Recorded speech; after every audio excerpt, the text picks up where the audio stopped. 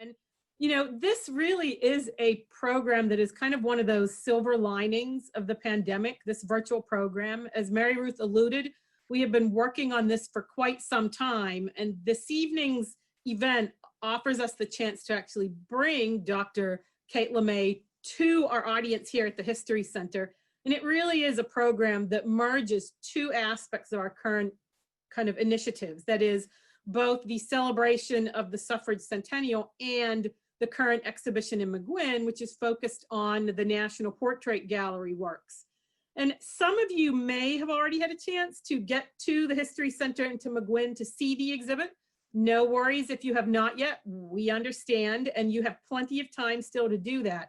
But if you've been there, you know that our portrait gallery exhibition really asks a number of questions as part of the underlying framework of the exhibit. And they fit well with the larger kind of approach that Kate Lemay is taking tonight with her talk about her curatorial work for the National Portrait Gallery. You know, the show asks, who's here? Who's included in the gallery? Who's not? What does it mean and why does it matter that some stories we choose to recognize, celebrate, and elevate, and then other voices, faces, names fall through the cracks of history? They're not acknowledged. They tend to be forgotten.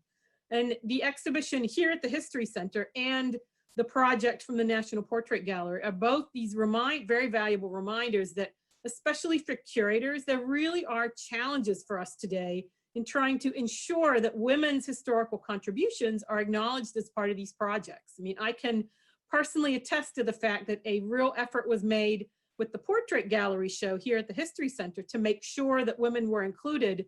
And ultimately, I think depending on if you include the people on the slideshow, it's between 13 and 15 of the images represent women, which is about 20%, and that is roughly comparative to the Portrait Gallery's own statistics about what is in their collection.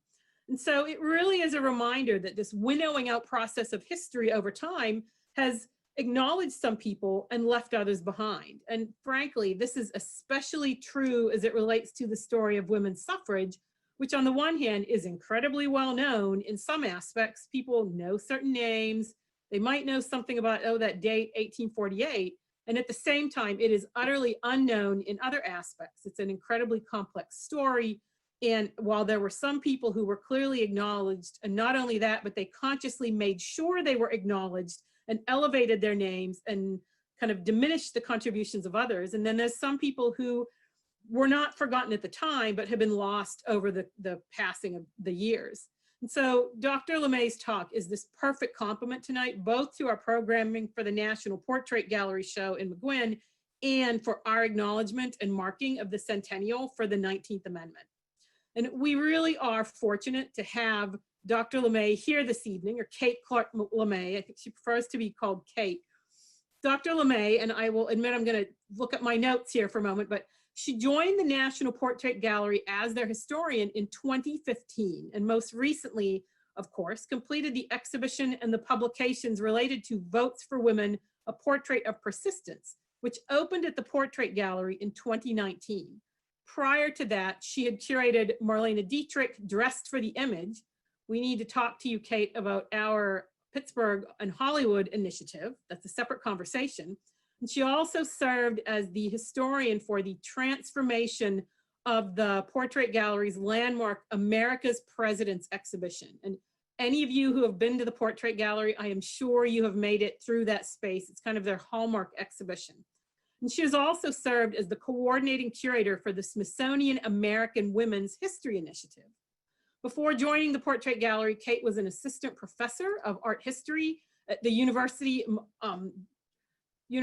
of Alabama, Montgomery, sorry about that, and at art history at Auburn University, Montgomery, and a visiting assistant professor of the history of modern and contemporary art at Brigham Young University. She earned a combined PhD in American art history and American studies from Indiana University, Bloomington, as well as an MA in art history, and also holds a BA in French and art history from Syracuse University. I am very impressed with your flexibility and the breadth of your knowledge. And she graduated magna cum laude and Phi Beta Kappa. So please join me in a sincere welcome to Dr. Kate Clarke Lemay, and I am going to turn over not the stage, but the screen to you and let you get on with the program. Wow. That's an amazing introduction. I'm so grateful to be here. Thank you so much, Leslie, and also Mary Ruth for inviting me. I've been looking forward to this also for quite some time.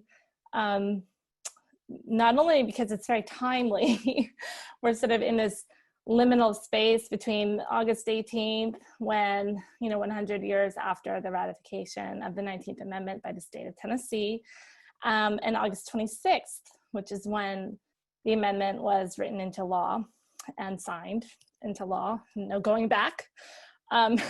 So it's been interesting to see all the commemorative efforts, and I'm just really grateful to be able to be here and speaking to you and our participants tonight. And thanks everyone for attending. I'm sure you had a choice of a few big events tonight to watch. So we're really thrilled that you chose to be with us. What I'm going to do is share my screen and walk you through an exhibition that I organized at the National Portrait Gallery called Votes for Women, a Portrait of Persistence, that opened in March of 2019. And it was on view through January of 2020. And it was very funny because little did we know that the pandemic was coming. But I remember the criticism that I faced because we were opening this exhibition early, a year early, rather than in the centennial year. And it was really just down to logistics. Those of you who are familiar with the museums, you know that we plan our exhibition schedules out way in advance if you can. And the Portrait Gallery, right now we're looking at 2024, 2025, 2026 to propose exhibitions for. So when the exhibition opened in 2019, now we think it's fortuitous, right? But at the time we were kind of freaking out like, oh dear, it's a little early, but it is what it is. Let me share my screen. Here's my PowerPoint. I'm going to share. Hope it works. Everyone sees, I'm assuming. So as Mary Ruth and Leslie were detailing, the Portrait Gallery is known for its portraits of America's presidents. And we are well known for telling the history of the United States through portraiture. And so this is the newly kind of revamped America's Presidents from its 2017 installation that I worked on. And of course, it's all men. So this is the kind of thing that we are working with at the Portrait Gallery. And it's very important, of course, to have this very formal history of the United States laid out. If you ever have any international visitors, they love coming here because it's one of the best ways to understand American history and culture is to do it through biography. And so that's what we really prize ourselves with at the Portrait Gallery, is to find portraits made from the sitter's life. So we really try to avoid posthumous portraits, and then tell that person's life and narrate it into the overall sort of history of the United States. But before we get there, I want to ask you a question. Before we get into sort of my exhibition, I wanted to ask a question of the people who are listening. Have you ever entered into a major history exhibition, so something like America's Presidents, one that tells an in-depth chapter of the United States history, and been surrounded by a narrative telling about women? So this exhibition that you've been to, it could consist of material objects of women's work, like quilts or textiles, perhaps lace. It could have photographs of women, maybe photographs of women working, some object that tells the tale of women's history. So I'm asking you this question, or you should be asking yourselves hopefully at this point. Have you ever been to an exhibition that does that? Has anyone had that experience? Okay, so maybe you've seen a few things. Now, how many objects in the exhibition did it have? Okay, so Virginia Valentine's raising her hand. I'm assuming that means that you've been to an exhibition like this. Good for you, I'm happy. It should be an exhibition that has about 80 or more objects. So a major exhibition. How many of you have been to an exhibition like that? So that, and the reason why I came up with this arbitrary kind of number, 80 objects, because that to me means it reveals a rich and complex narrative. So I saw someone else raise their hand. It looked like a university. I am impressed if you are raising your hands, because most of people that I have met have not had this experience. Sue Morris has raised her hand. It makes a point though, after a while, that I as a historian, when I'm thinking about what kind of exhibitions people have been to, is to think, okay, there's just not that many offerings out there of women's history specific. So I want you to, those of you who haven't been to an exhibition, don't feel bad. I mean, this is just kind of awareness raising. And those of you who have been to a women's exhibition with more than 80 objects, something very in depth, how many have you been to that are like that? I'm wondering. What I'm trying to do is to point out in your own experiences, the ways in which you have been exposed to women's history. And my question today is, what if we framed the history of the United States through the experiences of American women? How would that affect tangible factors of gender discrimination, such as the widespread wage inequality plaguing the contemporary workplace? And what if we valued our women as worthy in our society, important enough to spend time equal to that in which we study men? Let me say that again. What if we valued women as worthy in our society, important enough so as to spend equal time on them as we do studying men? So, in other words, studying women's writings, studying their political strategies, studying their acts of resistance, studying their leadership, studying their pivotal moments, their milestones. Because the key phrase in these questions is what if? According to a survey in the United States Social Studies Standards for Public Schools conducted by the National Women's History Museum in 2017, that's only 3 years ago, only 15 women are named in textbooks across the nation more than 10 times. 9 states allotted precious space to fictional women like Rosie the Riveter or Wonder Woman. Okay, so Wonder Woman is being named in a textbook, but like Rachel Carson isn't. It's just mind-boggling to me. This is the state of women's history across the nation to our most important and most impressionable learners, that is children and young adults. So clearly we have work to do. Okay, I'm gonna get off my soapbox.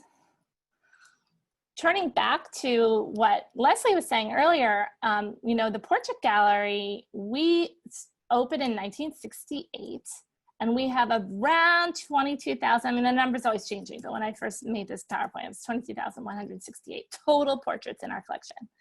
And 5,395 feature women, but some are unnamed. And this is about 24% of women. And of those portraits that feature named individual sitters, it's only 7.8% of women. So 7.8% of our collection identifies women and names them. So back to Votes for Women, A Portrait of Persistence. When I was first thinking about this exhibition back in 2015, I was thinking about suffrage, what I knew about suffrage, and I kept coming back to this question: where are the women of color in this story? What are the names of suffragists that people know off the top of their head? Why do they know those names, and why don't they know others? And how can portraiture fill in the gaps of a long history that not many people know? So my exhibition featured 124 objects, including loans from 39 different leaders. And this is an important point to make. We had to borrow a ton of portraits and objects, because our own collection is, you know, we're building it, and we have a great mandate from our director to collect 50% of our new acquisitions must be women and people of color. So of the 60 portraits of named women that I had on view, only 23 were from the Portrait Gallery's collection, NPG. 19 portraits were women of color. And so I found those 19 portraits, mostly from other collections. 14 of them are African-American, 2 are Native American, 1 was a portrait of Latinx, and 1 was a portrait of an Asian American woman. And here's my layout. And so, okay, I'm gonna walk you through this. It's a little confusing. If you see the A, B, C, D, E, F, G on the right with the hallway, and then B is radical women, and C is activist women. You see how I've organized this chronologically? In the layout itself, A is the hallway, so go into the middle of the layout. And then top left, B, that's radical women, and that's sort of the chronological start to this exhibition. And then you can sort of map your way through C, D, and then drop to the bottom, E, F, G, so it's clockwise. And then A, the hallway, those walls outside of those galleries kind of match the timeline, if you will.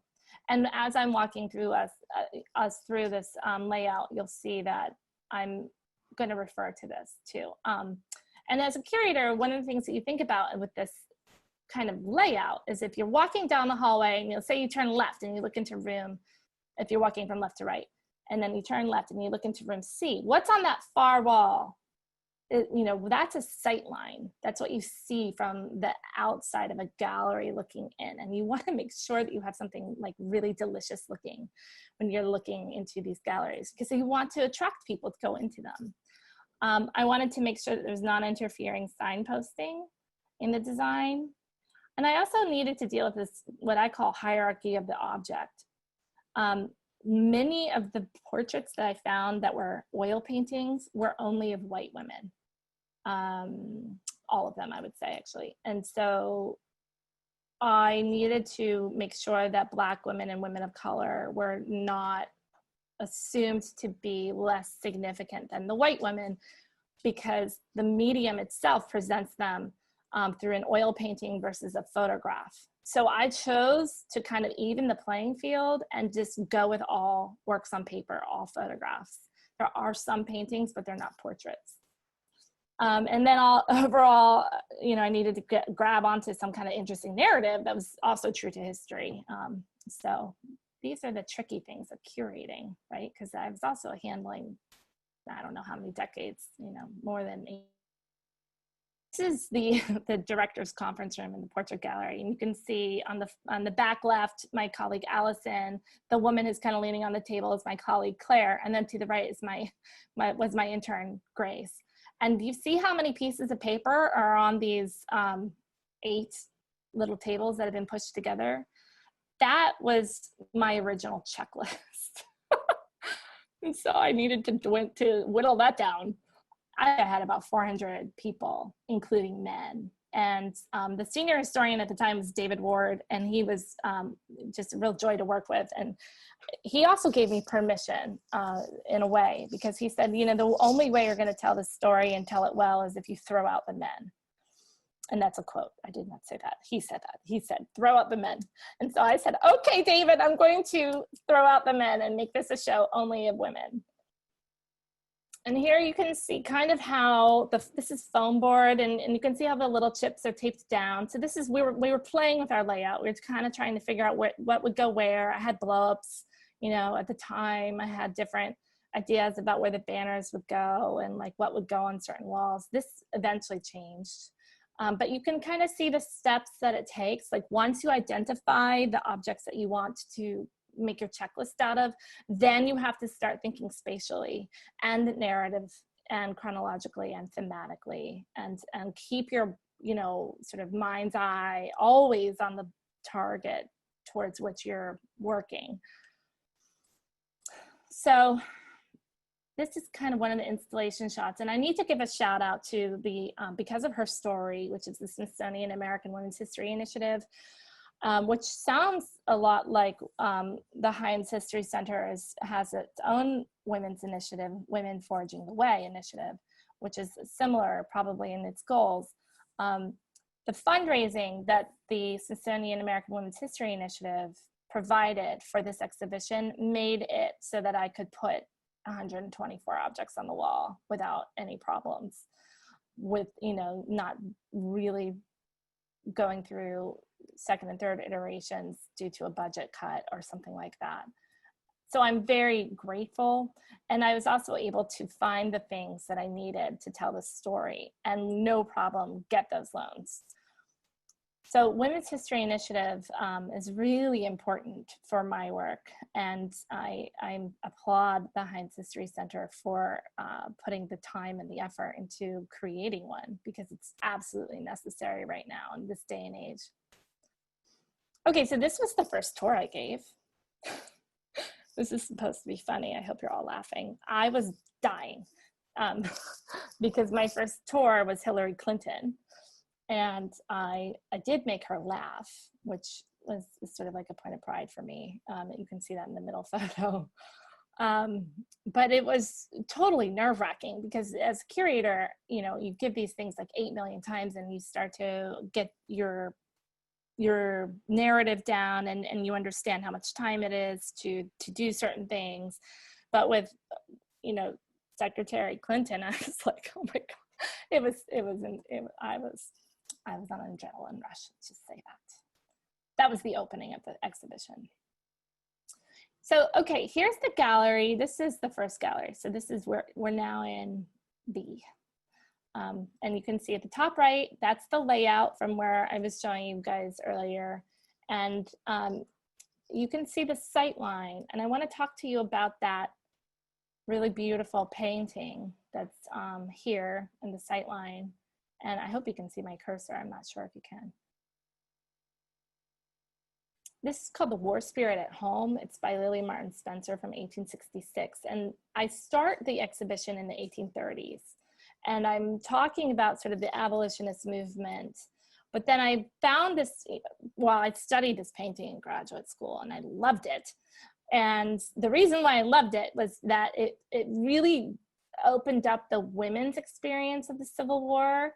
And I also found the details really fascinating. So here's this like little cat. So the kids are like having a blast, right? They're celebrating a victory that they've just heard about. And the little girl is wearing a foraging cap and it's from the Union side of the army. So you can assume that somebody in her family is fighting for the Union.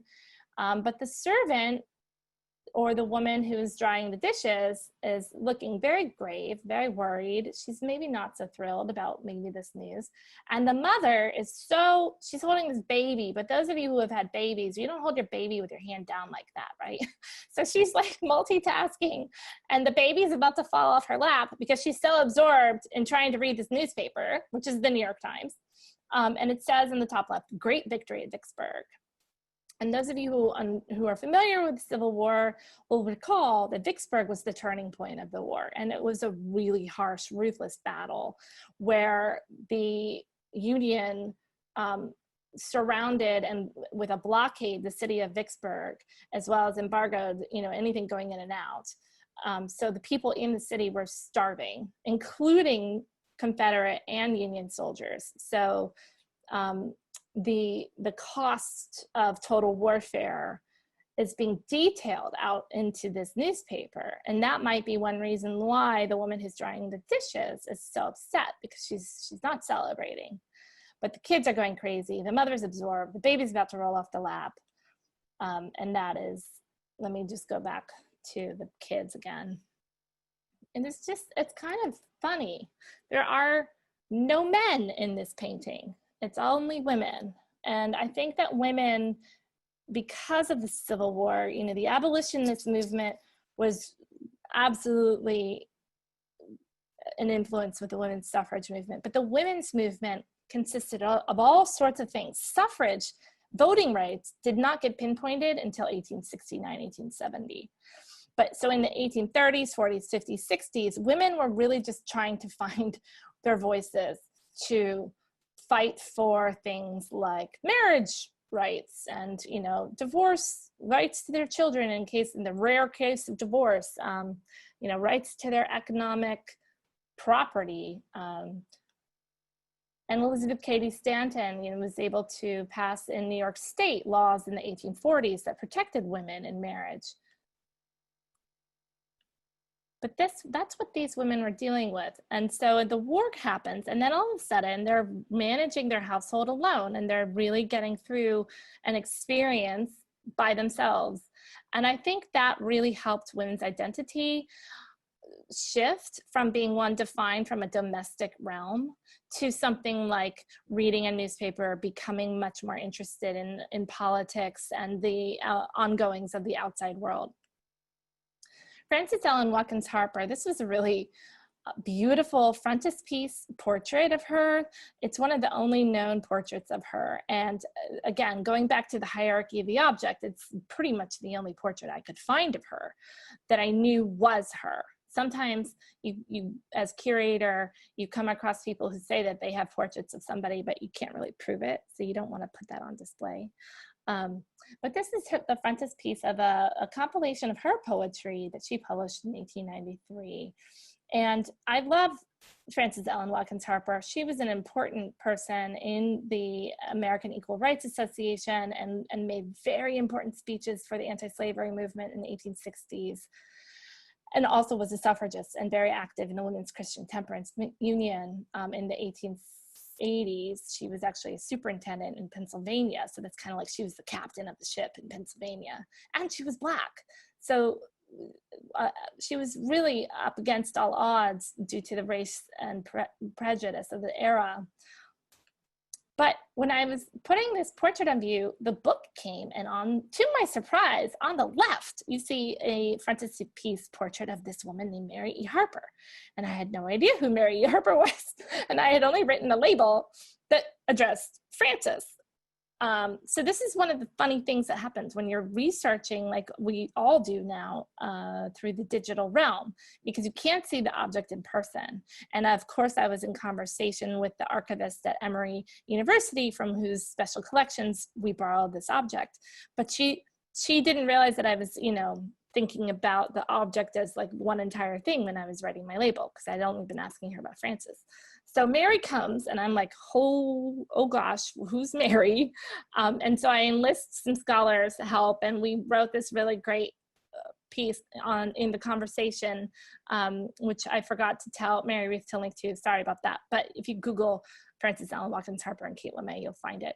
And here it is on display. It was displayed next to another beautiful frontispiece of Harriet Tubman. And then in the back, there's women who are Harper's Weekly, who were visiting the White House for the first time, and they were representing the South. I love that. Black women figure throughout my exhibition, and so I'm kind of skipping over a little bit here. This is to the gallery from the 1890s, and you can see Ida Gibbs Hunt on the left, Anna Julia Cooper in the middle, and Mary Church Terrell on the right. Some people say Terrell, by the way, and I was told by others to say Terrell, so the debate is still on. I think it's Terrell.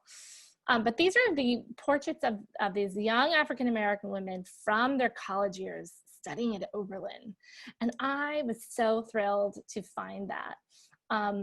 Because it shows them as young women. And I'm sorry I don't have a detail, but the endeavor of finding African-American women like Frances Ellen Watkins Harper, like Harriet Tubman, like Ida Gibbs Hunt, who was a great diplomat, and she launched her husband's career and was very active in the International Colored People's Association.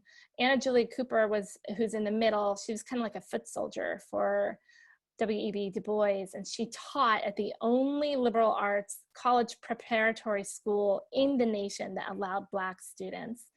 And that was the M Street Colored School in Washington, D.C. She was known as one of their lady principals. But when she got married, she was forced to resign. And then on the right, Mary Church Terrell, who also taught at the M Street Colored School. And so another foot soldier for W.E.B. Du Bois. If those of you who know what I'm talking about, he argued that Black Americans should go to liberal arts colleges, not trade schools like Booker T. Washington suggested. And so these women were the ones that were teaching the younger African Americans and preparing them for college. They don't get enough credit, I think. This is Josephine St. Pierre Ruffin, who was an incredibly important Black activist and suffragist in the Boston area in the 1890s. And with her daughter, she founded the Women's Era, which is a Black club. It was open to all races, but it was mostly Black women, to help organize Black women in order to create opportunities for themselves, because by this point they had been excluded from the suffrage movement. And so if they couldn't rely on their white peers to lift them, they had to do it for themselves. And so they were establishing their own clubs. And with Mary Church Terrell, she founded the National Association of Colored Women in 1896, which is really important. But I knew that I wanted to feature her in my exhibition. And so I took the train up to New York City, to the New York Public Library, and was looking for her portrait, because that was the only likeness I could find, is what you're looking at here. And I couldn't find the right archive where it was coming from. So I got in touch with the New York Public Library, which has this wonderful center for the research of Black Americans called the Schomburg Center for the Study of African American History and Culture. And they were like, yeah, we have a portrait of her, come on up. And so I did, and that's what I found. And you can imagine that I was heartbroken, because this does not dignify Josephine St. Pierre Ruffin. This is not exhibitable. It has a very demeaning crease down, across the half of her face. So I couldn't put that on view, and it was the only thing I could find of her that was from her lifetime. These are the restrictions that curators have. You have to be able to tell the narrative through history and through the object. And if the object is not exhibitable, then you cannot tell that history. And it can often be a little heartbreaking. Going back, this is Uncle Sam's Thanksgiving dinner. So we're back, I think my layout got kind of flipped around, but we're back into that first gallery where I was talking about the women in the Civil War. And this is a really great depiction from Harper's Weekly, which at the time only had, it's pretty healthy circulation of about 200,000 readers. And if you see in the top right, it says welcome, that painting, and it says Castle Garden.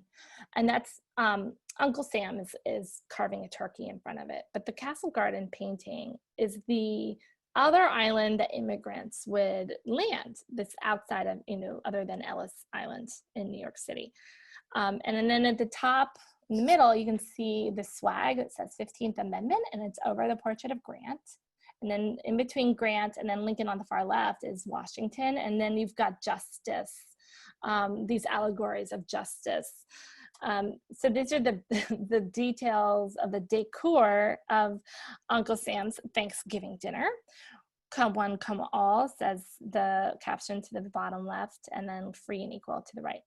And so this is from 1869. And what was on the table at this point? Well, it's the 15th Amendment. It had not yet been ratified, but it was about to be. And it was ratified in 1870.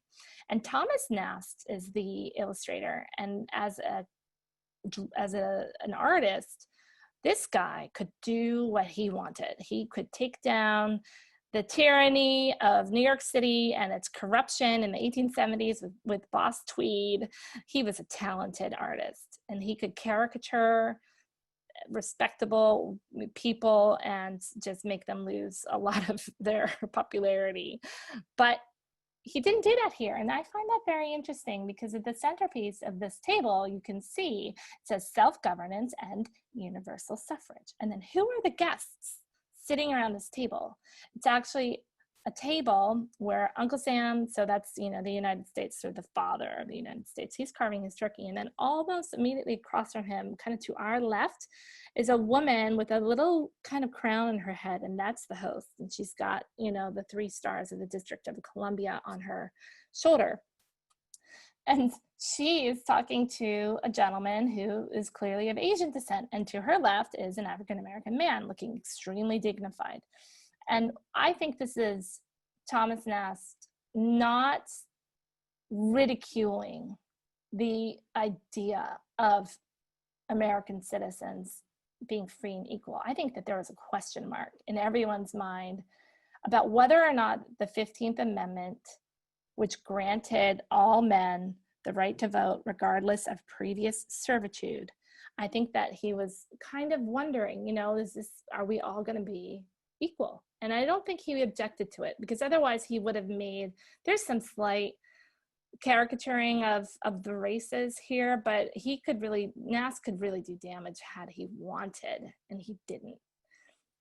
So I think this is kind of an interesting window into that moment of 1869 when the 15th Amendment was on the table.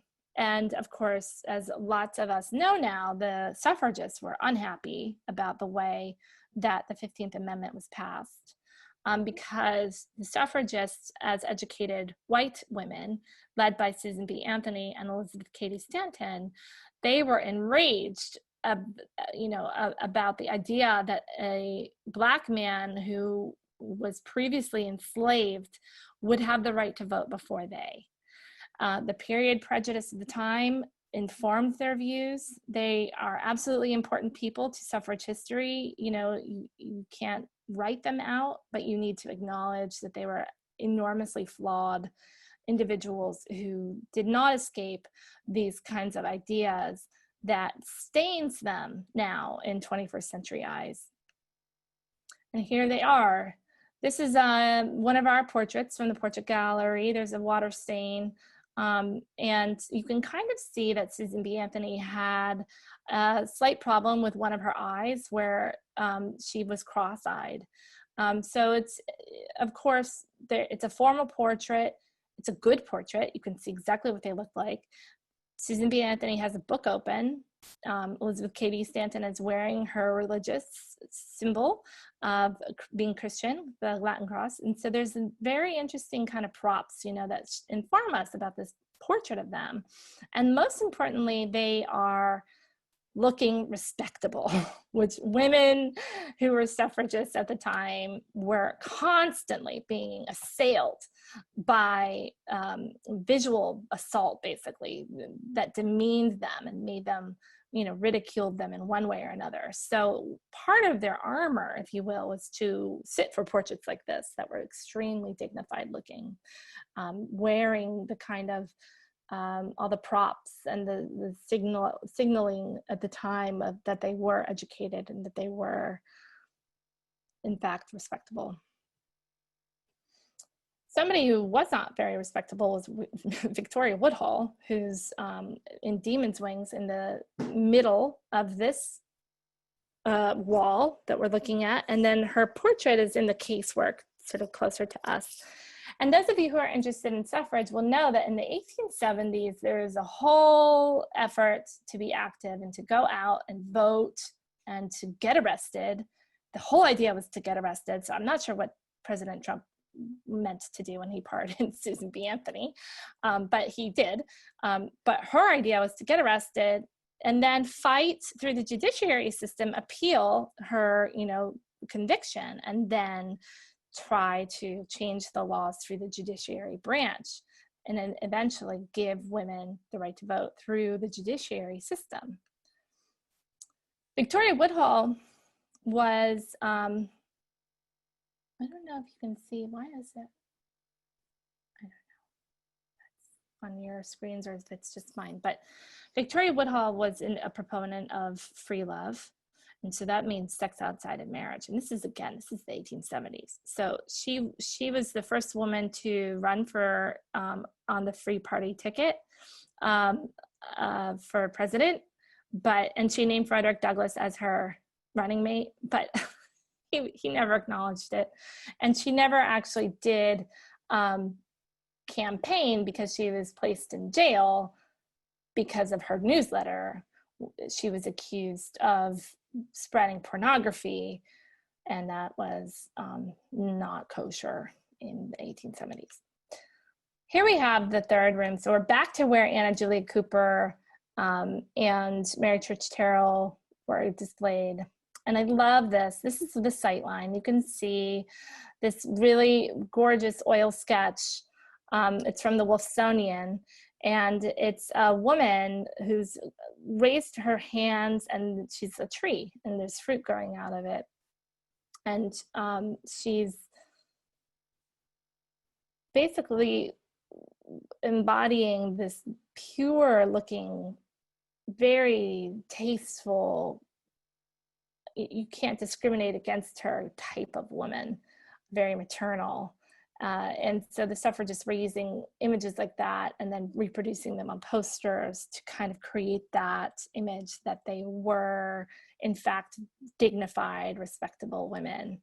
So we're marching through time. This is also the New Woman era. The New Woman is kind of a shorthand reference to women who were educated, who went to college. And you can see the Gibson girl on the left in that poster, Scribner's for June, where she's riding her bike. And you can imagine what liberation that must have felt for women in the 1890s to actually move freely, without corsets, and ride a bike and move outside and go to college and go get educated. I'm going to keep moving forward. I know that there's some questions. I'm just going to ask you to hold them to the end. I'm really excited to see what you guys have to ask. I just want to make sure that we get through the exhibition and then we can talk. So moving forward into time, this is the 19-teens, and you can see on the left the blow up of the allegory of the United States. She's Columbia, and she's holding a staff, a scepter, and she's wearing a helmet. It's a fringing cap. It's a symbol of liberty. It's taken from the French culture of, somebody like Delacroix with liberty leaving the people, wearing the same kind of cap. And the pageant that capped off, that sort of was the conclusion to the 1913 parade, that's what that is from. It's a pageant. They had a whole parade that came down Pennsylvania Avenue on March 3rd of 1913 that was organized by Alice Paul.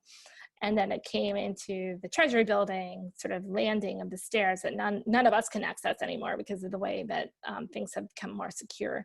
But at the time you could. And in the very kind of 19th century, early 20th century respectable woman fashion, they put on a play.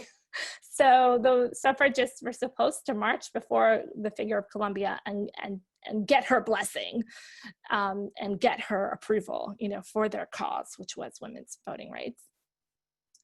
And it was a super interesting tactic, at this point, Elizabeth Cady Stanton and Susan B. Anthony had died. And Alice Paul and the National Women's Party had kind of taken on the mantle, along with Anna Howard Shaw and Carrie Chapman Catt. But Paul had been radicalized by the militant suffragists in England. In the British suffragettes were incredibly ballsy because they would take, rocks and throw them through windows, and they endorsed media capturing tactics like parades. And Paul learned from them, and so she was arrested with them, and she knew what it was like to go on a hunger strike from that experience in England. So she comes back to the United States. She sets up her office in Washington, D.C. in 1912, and she organizes the first nonviolent march in Washington ever. And I say nonviolent because in 1884, Coxey's army had come over from Ohio, and they were like armed to the teeth, and they basically terrorized Washingtonians. So this is a lot different than what happened then. Paul was, of course, a Quaker, so she's not going to endorse violence either. She's really just out there to capture everyone's attention and to create headlines and to get much more energy into the movement. And so she organizes these marches, the first one being in Washington in 1913, very famously led by Inez Milholland, and also someone who's been written out of history, Mae Jane Walker Burleson, who was a Texan. She was actually the leader before Mulholland Boissevain, and she's been written out of history because she kind of lost her mind and murdered her husband's second wife. So people don't talk about her very much. But it's interesting to see who fit into the fold of the respectability litmus test for the suffragists, and who gets the credit and talked about and who doesn't. You'll see in the far wall, that's the sightline. That is Egbert Jacobson's poster, and I loved it. It was one of my favorite objects. I don't know if I have it close up. I don't think I do. Let's see, marching forward, this is the 1917 to 1919 pickets. And again, Alice Paul, brilliant strategist. I think she's a genius. She probably was. Organized these women to stand for hours at a time and endless rounds that in front of Woodrow Wilson's White House, essentially adding pressure to Wilson specifically. And in 1917, in April, if you pause to kind of think globally, you will recall that that was when the United States entered World War I. It had been going on for some time, but the United States enters World War I. And so the suffragists start to get a lot of heat because they are criticizing Wilson for his so-called defense of democracy in Germany and in France, but he's not enfranchising half the population in the United States. And so it's very ironic to these women who were picketing, to sort of talk about whether was he truly being fair to his own citizens. And they were enraging men in particular, probably a lot of women, and they were arrested. And that's when the hunger strikes started, when they were thrown into Occoquan workhouse, and they were unfortunately not mistreated. And that's when they started protesting by doing their hunger strikes, and that's when they were force-fed. And that really happened kind of late in 1918. And by the way, Black women did participate in the pickets, not often, and so did working class women. Working class women participated on Sundays. Mary Church Terrell and her daughter Phyllis did picket, but they were very careful, because if Black women had been arrested, they would not have been treated anywhere near the way that white women were. And so it was very dangerous for them.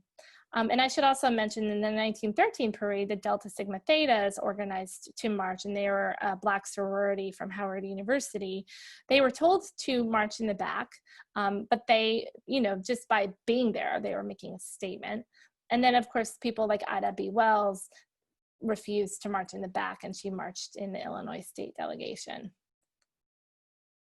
So in the last gallery, this is the conclusion, and it was the 19th Amendment and its legacy. And I really wanted to question the 19th Amendment, not wrap it up into a pretty bow, but I love this kind of victory map just to sort of take stock of where states were in 1919, when at this point the amendment had passed both houses of both chambers in Congress, so the House of Representatives as well as the Senate, and it was sent out to these states. And these various states you can see in Black, they didn't grant women any suffrage. And then there's other states that granted women partial suffrage, like school suffrage.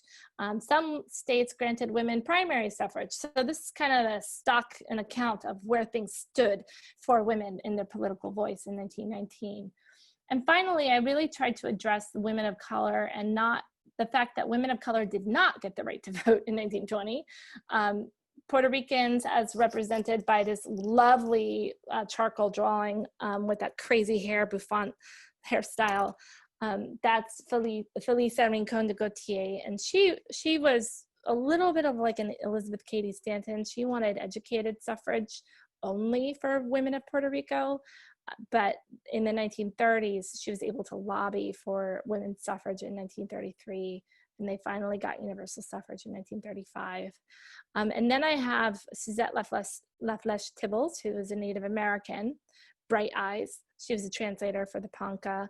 She also rallied for Native American land rights and all sorts of different things for Native Americans. Then you've got Patsy Takemoto Mink, who was really the architect behind the Civil Rights Act. Nobody knows that, but she was one of the main people that was working on it. And then, of course, she was the architect for Title IX. And Fannie Lou Hamer, who had that famous speech at the Democratic National Convention in 1964. We have a historic Democratic National Convention tonight with Kamala Harris. Here's a nice detail of the Felisa. She famously brought snow to Puerto Rico in an airplane in the 60s. She was so cool. Here's Fannie Lou Hamer by Charmian Redding. And here you can see she was in the middle of her activism. She was marching. She was doing all sorts of things in the 1960s. And her story in the Democratic National Convention recounted how she tried to register to vote and was, assaulted and beaten. And this is the hallway.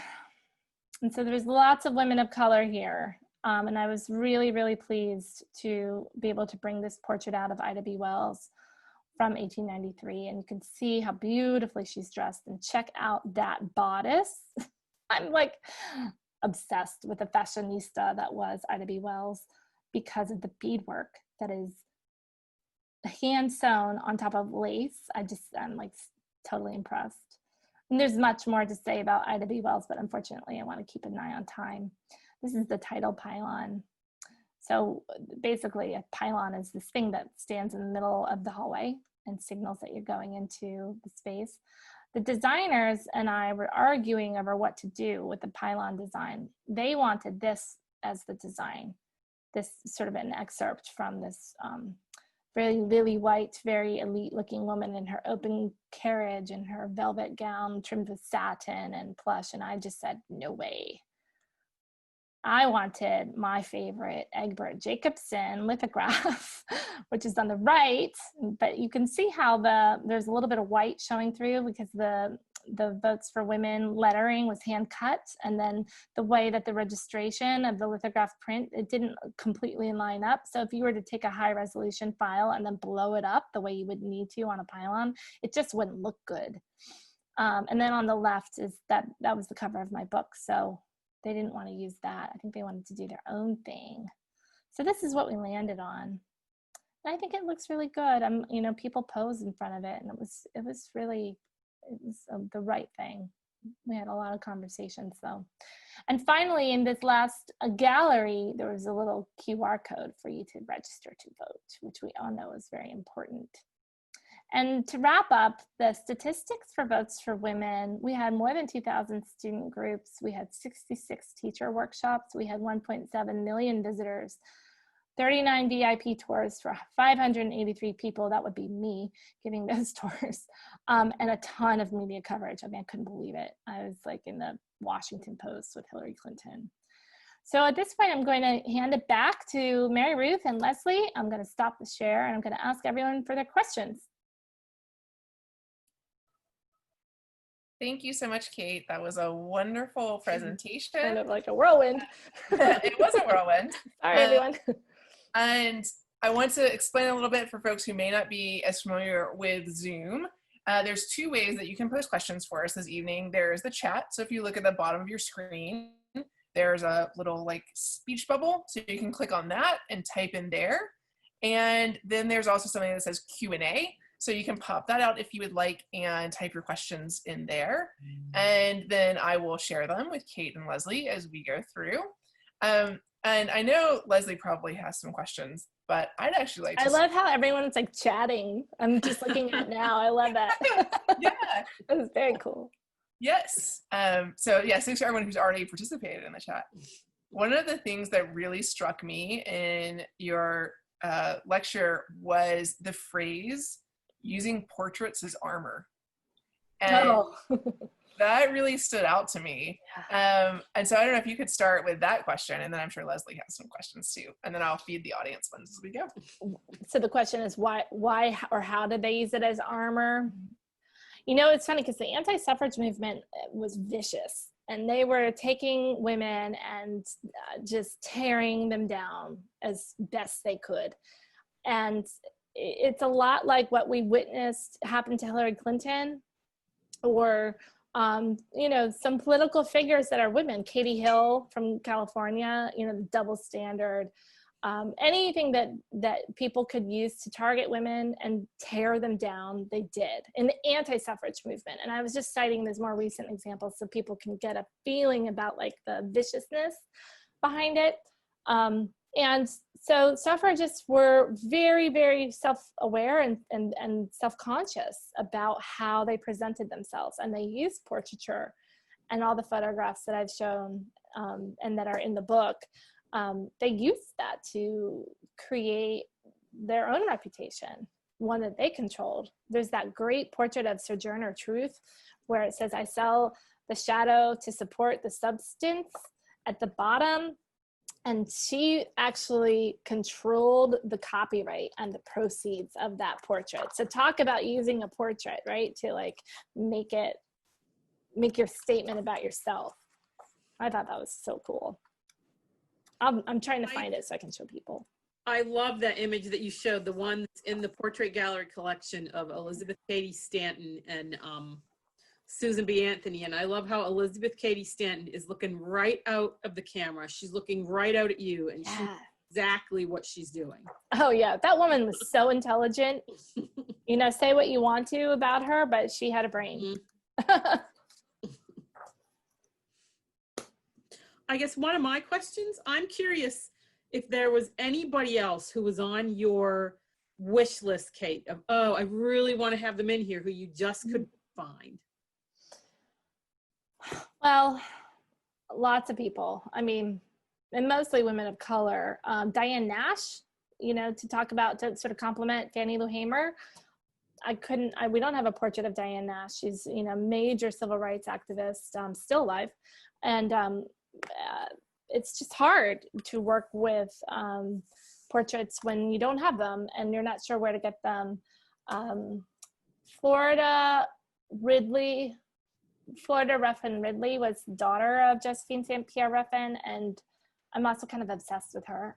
I read about her in the New York Times, and I was like really hoping to find some portrait of her. And the Amistad Center of Research in Tulane University has the Ruffin Ridley papers, the family's papers, and they don't have any portraits of her. So the things like that, where you just kind of, you hunt and you hunt and you hunt. Mm-hmm. And when you hit this brick wall and a dead end, that's when you give up. But yeah, I have my sort of like history crushes on those women. And I would really like to find portraits. The things that are available are kind of like broadsides for things that they did to lecture. You know, they were on the anti-slavery circuit, of course, and the suffrage circuit. And so they were lecturing. And so there was a lot of advertisements for those types of things. But at the portrait gallery, we look for certain types of portraits. We will totally take a broadside if that's all we can get, but I would love to find a real formal portrait, photographic portrait of those women. I just don't know where they are. What other questions do we have? So we have a question about another exhibition that you curated, which was the Marlene Dietrich Dress for the Image. Yes. Oh my gosh, that's cool. Asking if you can share a little bit more about what it was like to create that exhibition. Thank you for that question. I went to Germany and was researching the Marlene Dietrich, Kinemathek in Berlin, and that holds the Marlene Dietrich archive. And they have different rules and regulations than, you know, you go to different, like if you go to a different university or a different library, you know, they might have certain sort of rules and you just kind of have to figure out what they are and abide by them as a researcher. But in Germany, I couldn't even see the real object. And so they sat me down in front of this computer and you know, those of you who are familiar with museum software and how nutty it is will sympathize. So I was dealing with like the worst version of museum software, and then it was in German. And so I was, you know, I speak French, but my German's like this. I was like, you know, I can say Entschuldigung and Dankeschön, you know, that's about it. So it was one of those research experiences where I was like terrified the whole week that I was there. But then it turned out really well. So I must have done something right. I think I had like Google Translate German up on like one window and then like 3 different windows, and I just had a system.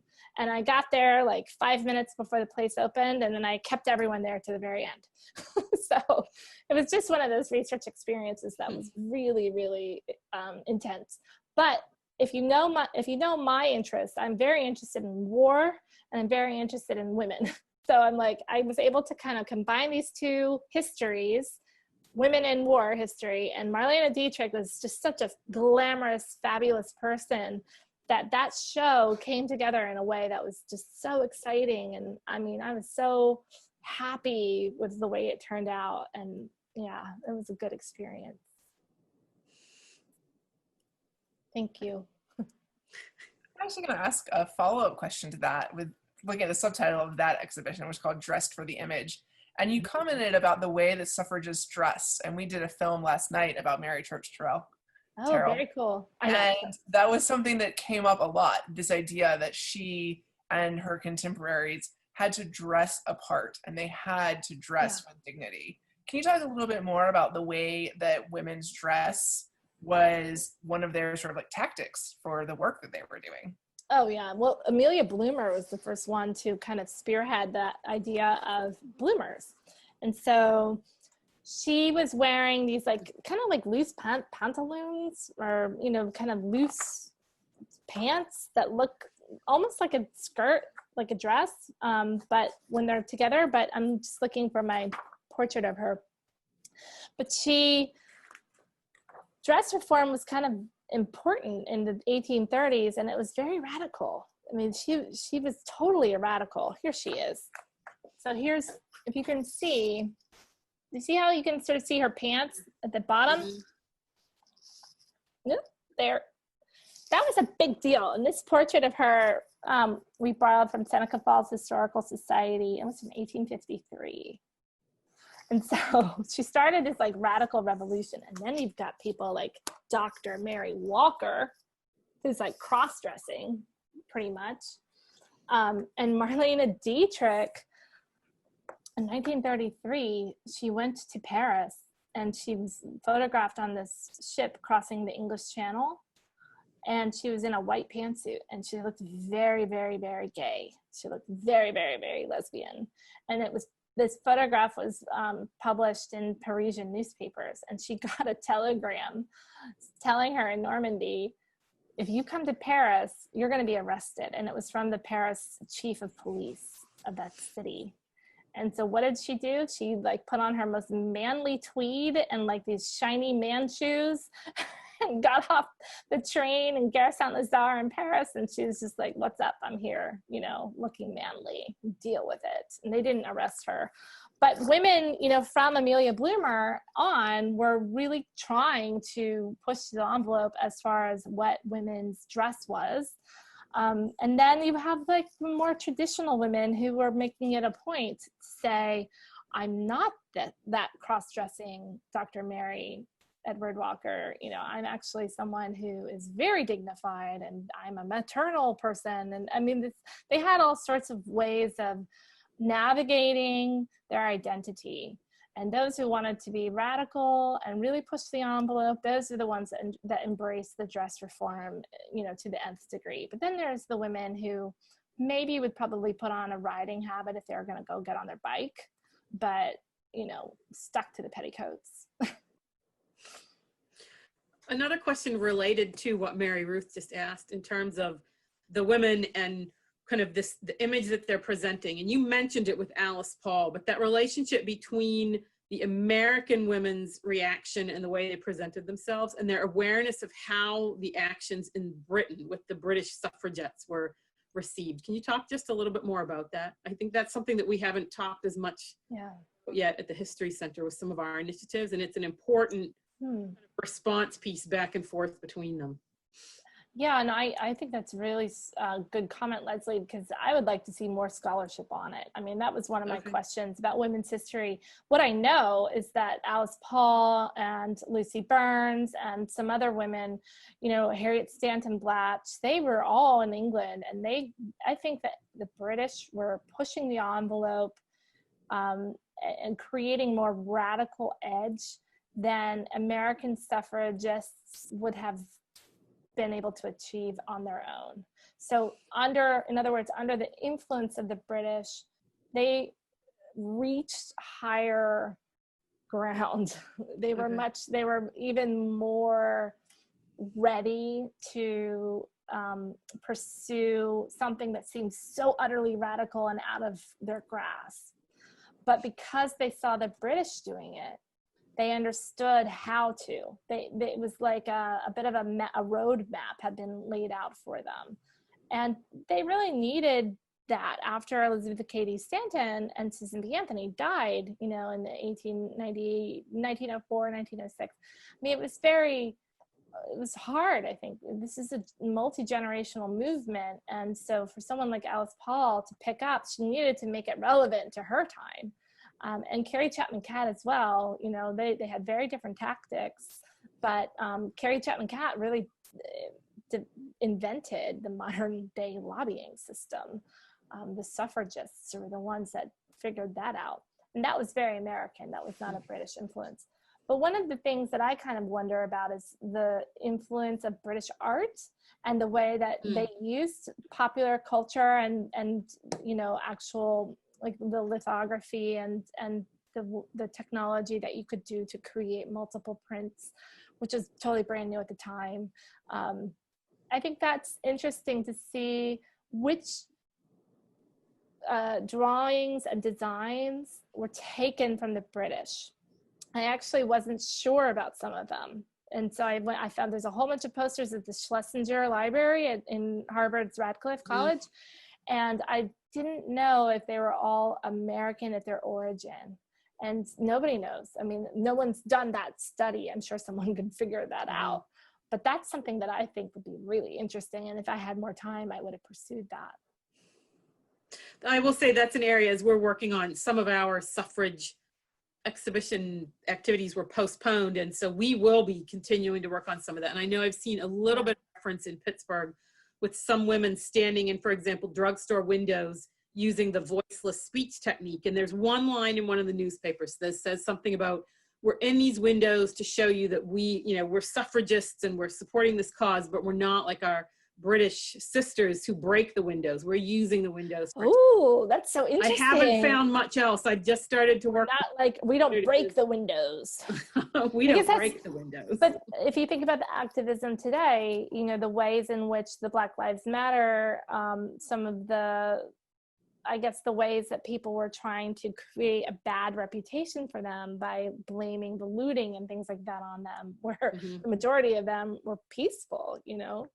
So it's kind of, I think that is an important point to talk about, you know, if you're going to create activism and organize, do you go into violence? And what does that mean for you? What does that reflect about you? And I think the suffragists were just like, we're not going there. You know, especially the Quakers. I do see we have one question here. Is there anything being prepared to celebrate the 50th anniversary of the vote for 18-year-olds? Oh, I don't know. That's a good question. We haven't gotten that. Well, we have an exhibit coming up next spring at the History Center. It's the Smithsonian Exhibit of American Democracy. Well, we have working on that here for the last year, and I know Mary Ruth's been involved with that too. I don't know, can you speak to any of that? Is that included in the outline for American Democracy? Is that Lisa Kathleen Grady's? It's the exhibition at the... I don't think so. I'm not sure if we've ever really kind of drilled down to that detail, but that's a good idea. Maybe that person should organize something. In the American Democracy exhibit, there's definitely a section about voting. And so I'm sure that all of these stories of voting and voting rights play into that to some degree. And one of that's a good idea. One of the questions that we had as we've talked about symbols is tell us a little bit about the yellow flower you're wearing. So in Tennessee, when they were that summer, and Elaine Weiss does such a great job outlining that history in the Women's Hour. But the anti-suffragists symbolized their disdain and their no support for women's voting rights by wearing a red rose. And then the suffragists who supported women's voting rights wore yellow roses. So it's kind of a cutesy way of referencing that I like, actually. I think it's kind of fun. It's the War of the Roses in the summer of 1920. So, it's very like dignified ladies. Of course we won't fight, but the roses will fight. so I wear a yellow rose. I thought it would be kind of fun to wear it. And I was invited to the opening of the National Archives and the Library of Congress when they opened their big shows on women's suffrage. And I think this is one of the swag gifts that I got from National Archives. Well, I have a lot of swag. Swag is always good. Well, that actually relates to the next question that was posed, which is about other material culture. So obviously your focus was on portraits, given your work and the gallery at which you work. But was there any discussion about branching out into some objects, things that might have been jewelry? We've talked a little bit about the roses, but ribbons, sashes, tableware, all of those kinds of things. Yeah, and it all comes down to budget, right? So we can't put the textiles on display like some people have, because we are required to put them under casework, and that casework is like, the numbers kind of blew my mind. But when I had Belva Ann Lockwood, her portrait up, I made sure to borrow this really cool rebus ribbon. So if you know her name, but you're illiterate and you can't spell, you see the bell, and then the lock, and then the wood. And my question is, for those of you who are interested in material culture, do you think this is anti-suffrage or pro-suffrage? Do you think this is anti-Belva Lockwood, or is it pro-Belva Lockwood? Because if you think about who this ribbon is for, and it was made in the 1880s, right? Because she was running in 1884, and then she ran again in 1888. The formerly enslaved population are the most illiterate, right? There's also a lot of immigrants who are illiterate. So the suffragists could be courting those votes, but also the anti-suffragists, if they're tapping into that fear of, what it is to be an American citizen and who we don't want to be American citizens, that kind of fear, then maybe that was an anti-suffrage ribbon. I don't know. These are the cool things that you have, with objects, and they're so old, and you're just like, but I put it on view anyways, even though I didn't know. And I think I wrote the question into the label. Try to get other people to tell me what they thought. What else do I have? I have, of course, we have these banners. They were cool. We had to restore them. They were great. And we borrowed those from the National Women's Party, and they were expensive. We had to get a grant in order to care for them. This is not a portrait. This was the official gouache that Benjamin Dale made for the official program for the 1913 parade. So he drew this. It's a gouache, which is like kind of an opaque kind of watercolor, and it was featured in like History Detectives in 1996. And me and my Google stalking of all things suffrage, I found it, and then I figured out who the owner was, and I reached out to her. But we couldn't get it conserved in time. And so it actually never made it into the show, because at the very end, our paper conservator was like, no way. That thing is gonna fall apart if we ship it. So the object always comes first, of course, in museum world. And we just couldn't guarantee that we would be able to return that in good condition. So we didn't actually borrow it in the end, and I was disappointed. Those are just a couple examples. The way that I work as a historian and a curator is that I make sure that the portraiture drives the narrative. But because these are such complex, difficult histories, and often it's good to have material culture and things that are not portraits to kind of flesh out the different aspects of the story. Sorry, I'm losing my train of thought a little bit. So, What else? well, this is a question a little bit for you and a little bit for Leslie. Is one of the reasons we obviously made the invitation for you to do this lecture is because of the exhibition that we have right now. And Leslie did a huge amount of work to identify our Western Pennsylvania folks that are represented in the Portrait Gallery collection. But there's only one crossover, is my understanding, between our exhibition and your book. And I was wondering if you could talk a little bit about who that crossover is and how she ended up in both places. I believe that the crossover is Frances Willard. Oh, cool. Oh yeah, Frances Willard. Because the story behind Frances and her Pittsburgh connection, quite honestly, is very brief, and it's something she wrote about. So I'm not quite sure if it's apocryphal or if she's using it as an illustration or if it's completely based in fact. But she came to Pittsburgh first in the 1860s and was a teacher with one of the women's colleges here, and then she left and she came back a number of years later during 1874 to visit with friends, and she happened to come to Pittsburgh at the same time as the saloon crusades were happening here. And her written account is that she was really interested, and as a shock to all her friends, she said, I'm going to go along. And so she participated in some of the crusades, and her account is that her kind of visit back to the dun-colored city, as she called Pittsburgh, is what indoctrinated her into the idea that then she would go on to the WCTU and she would become more active in her temperance work. So, I love that. Oh my gosh, the temperance movement was really badass because these women, this is like one of my favorite objects from the exhibition. Can you see it?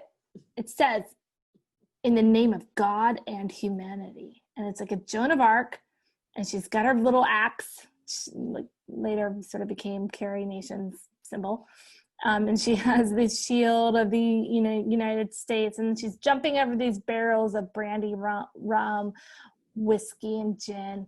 And look at that, the crazy lady here who's trying to kill something.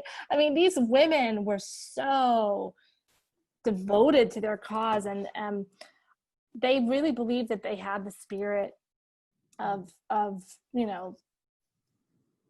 I'm not sure what the best reference is, but they had Christianity behind them. Well, I just threw my water around. I got excited. They had righteousness on their side. Righteousness, exactly. They had righteousness on their side, and they employed a lot of different strategies to drum up support for their cause. And so one of the things that it's like hanging in my wall behind me, but I don't want to, is this. This is a medal. And if you can see, it's an oratorical prize. Oh, well, that's Frances. Yeah, so then this is Frances. Portrait of Frances Willard, yeah. She looks a little scary. She's very serious. So the Women's Christian Temperance Union was and I was talking about Frances Ellen Watkins Harper, they allowed Black women to have leadership positions. They were very devoted to the cause of all women, because women were trapped in marriages that, often was like domestic abuse, the sort of to put modern day language to it. And I'm not sure again, I would love to see more scholarship about this, but I think that the Women's Christian Temperance Union was a little bit like provided services like halfway homes, to help women get out of these very difficult marriages because they had no other resources.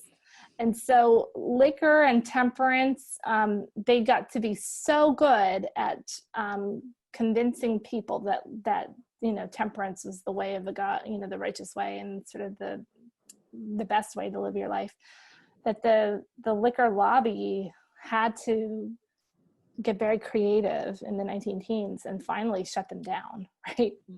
But prohibition, this all these long stories, but I'm glad that you have Frances Willard and it's interesting that she got radicalized in Pittsburgh. What was happening there? Well, and I know that actually we've talked before, Mary Ruth and Kate and I, about Lisa Tetro, the CMU professor who has done Love Lisa, yeah. Seneca Falls. And when we did a program related to prohibition a couple years ago at this point, one of her graduate students, when you're talking about that image with the Joan of Arc figure and the axe. I mean, she's found information in newspapers suggesting that there were Western Pennsylvania women who were doing that by the 1840s in certain areas, going and smashing bars and things like that. So, I mean, it was an animating sort of influence on them long before, say, Carrie Nation and some of that. So yeah, and it's interesting too, because when they endorsed the suffrage movement in the 1880s, they had a nationwide membership, right? So all of a sudden, all of these temperance women that were 400,000 strong across the nation found themselves, you know, in the suffrage cause as well. I don't think all of them liked it. And the suffragists didn't all like the fact that,